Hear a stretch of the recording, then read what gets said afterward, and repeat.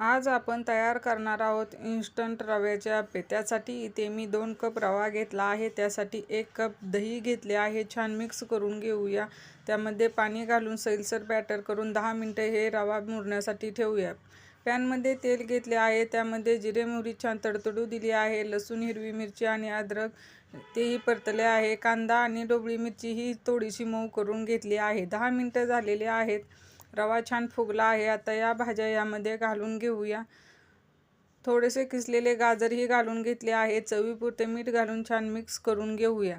आता आपण यामध्ये इनो घालून घेऊया. इनो घातल्यामुळे आप्यांना आतून जाळी येते. थोडे पाणी घालून छान मिक्स करूया. इथे मी आप्पे पात्र गरम करून घेतले आहे. त्यामध्ये तेल घालून घेऊया. तयार आप्याचे बॅटर आपण यामध्ये घालून घेऊया आणि वरून सुकेपर्यंत हे असेच भाजून घेऊया. हे पलटी मारून घेतले आहेत. मस्त कलर आला आहे. एकदम क्रिस्पी असे रवा आप्पे बनवून तयार आहेत.